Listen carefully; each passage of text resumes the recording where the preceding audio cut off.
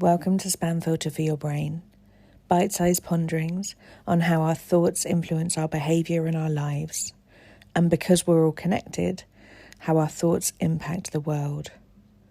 I'm here to help people reconnect with their bodies and declutter their brains. And I don't believe that we should just magically know how our emotions and our thoughts impact our lives if no one ever teaches us. So let's learn this stuff together. Something I hear a lot when I talk about self-care school, when I talk about what I do with people, is people letting me know that they would really love the kind of solutions that I'm offering, but that they don't have enough time, that things are too hectic and that not right now. And sometimes I also hear the various different phrasings along the theme of, I have too many thoughts, I have too much going on, this is too much for me to dig into right now. And I always completely respect people to know where they're at, know what their limitations are and what they have capacity for. And I also want to offer the reminder, because I know you know this anyway, that if you carry on doing the stuff that you're doing, you're going to get more of what you've already got. Which is a really hard concept to remind ourselves of when we're in the thick of it. Because sometimes when it all feels like a great big bramble bush, we just want a moment of stopping getting scratched. And the idea of having to reach outside and try and connect with learning something new feels like more energy than we could possibly muster right now. And I just wanted to this week maybe break down what some of that sort of I've got too many thoughts, you don't understand how hard this all is vibe really is about, in my humble opinion. So I think when I hear people say that they've got too much going on to be able to try and look at a way to deal with the too much stuff that's going on, what they're really saying is, I think that I have too many thoughts or too many particular emotions that lead me back to thinking somewhere along the line, like if you were to put a skewer right through the middle of this, what you get at the heart is the really, really common pervasive feeling for so many humans of I'm not good enough. And when we get to that core feeling of I'm not good enough, and we know that that is sort of bubbling under the surface of so many of the choices and decisions and actions that we take in life, we can see that when it comes to trying something different or trying something that might make us feel better, if it's resting on this idea that we're not good enough, what that sort of bubbles up to, like a little layers of pastry, is, you know, I'm not gonna do this well enough. I'm gonna stop committing to this. I'm going to fail at it. I failed at other things in the past. You don't understand how broken I am. If you really saw what was going on for me, you'd know that I'm actually the secretly unfixable person, and I'd rather keep that a secret. Thank you very much. Possibly even from myself. And then we get sort of closer to the surface and it manifests in less vicious but sneakier ways. So it's more like, if I don't finish that course that I've signed up to, I'm just going to feel I'm going to feel more shit about myself, so I don't even want to start. Or I've tried things before and they haven't worked and I don't want to invest any more time in it because I don't want to get disappointed, basically. And I don't know that we always necessarily talk to ourselves in that clearer way. But most of us can link or relate to a thought a bit like that.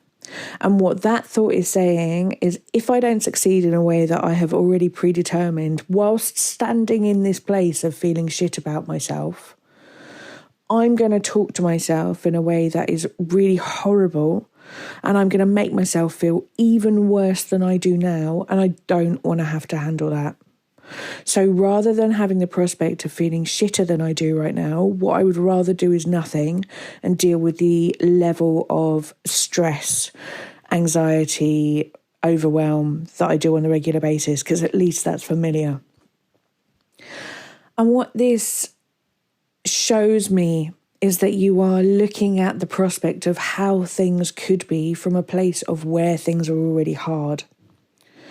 And what I love to encourage people to do is to see if there is sort of, maybe, I'm not trying to take that feeling away from people, but maybe if you could sort of like plonk that in the sand like a little flag and then have a little stroll around it. Is there any other angles that you could look at this proposition for?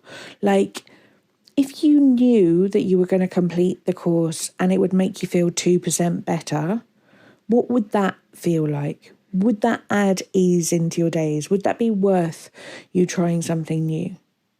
If you were to go and try some of the courses or some of the coaching that we have in self-care school, or anything else that feels nice, going to the gym, going and, deciding to add more vegetables into your diet, like deciding that you want to get yourself a very serious swimming habit, whatever it might be, if doing that thing and embarking on that in your life, you don't carry it on forever, and it isn't something that you have to commit to for the rest of your life, but for a period of time, it offers you some sense of relief from some of the stuff that's going on at the moment, would that be worth it?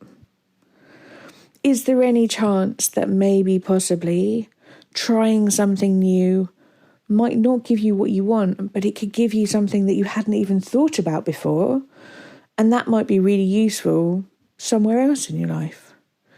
All of these prospects I'm just throwing out as ideas, but I love the idea of not trying to take away the clarity and the certainty that you have that everything's shit and rubbish and needs to stay that way.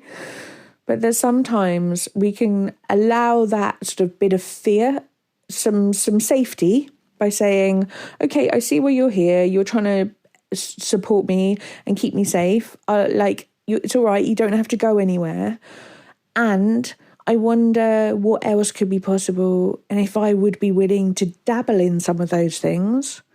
And then I can always come back to, like, the flagpole of fear, should I wish to.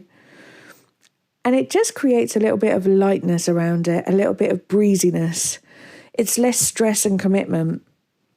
And you don't have to take me up on any of the things. I've got loads of delicious offers that I believe with all of my heart people can learn more about themselves and therefore learn about more about how they can create ease in their personal lives.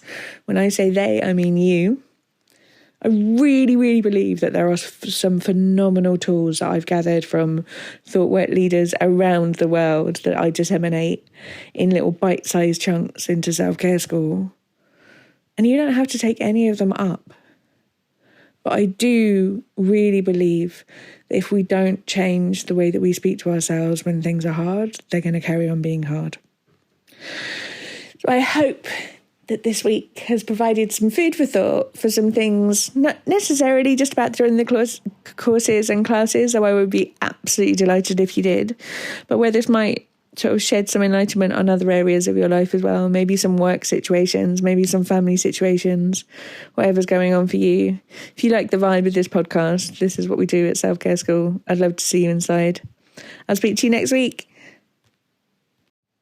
If you've been enjoying what you're hearing on the podcast, you will love Self-Care School. Self-Care School is longer versions of this, more in-depth and more personalised.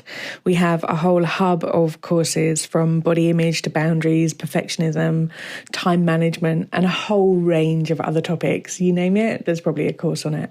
But most importantly, we also have a weekly group coaching call where you get to apply this stuff to your everyday life and get support to try and untangle your own story from some of the emotions that you might not be enjoying in your life. If you would like to learn how to apply this work to your specific situation and to be building a life of your dreams, I would love to see you inside. Do pop over to selfcareschool.co.uk.